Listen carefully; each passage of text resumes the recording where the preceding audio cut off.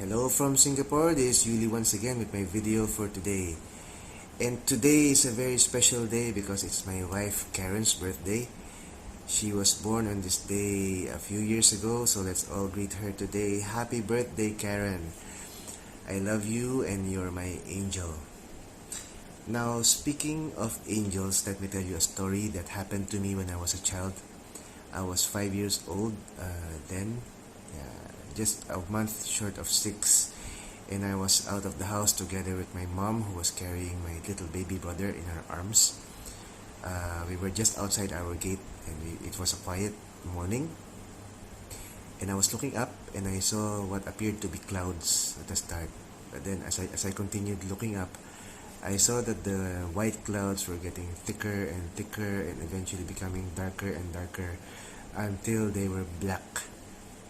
And both of us realized that there's a fire somewhere nearby. And just as we thought, in just a few moments we could hear shouting and people running around shouting fire, fire. And in a decisive moment, my mom turned to me and said, "Go towards the nearest gasoline station. You know where it is, right?" Yeah, and I knew where it was, so I said yes.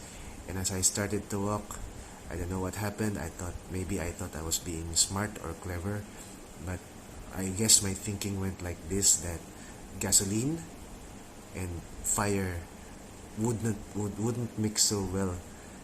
And so instead of staying at that gasoline station, I walked past it and I tried to find the next gasoline station. Even though I didn't know where it was, I just went on walking along a straight line. And so, in other words, I got lost, 5-year-old.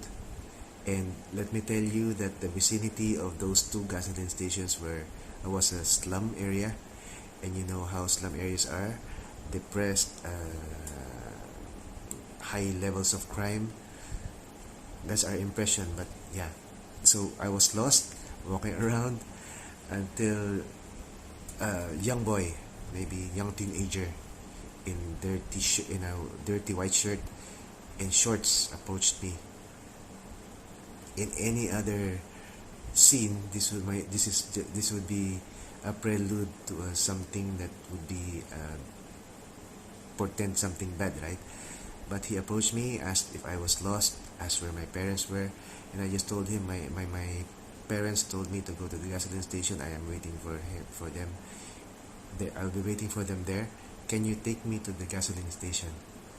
And yeah, he tried to take me to the next gasoline station, and we waited a few hours. My parents didn't come, of course, but because it was a different gasoline station than the one intended. Some more time passed, and I think I got hungry, so he fed me. He gave me some drinks, and then eventually he told me, "Why don't we go back the way we came and try to find my parents?" And so we did, after some more hours. And my parents, I think, were very nervous and terrified at that time.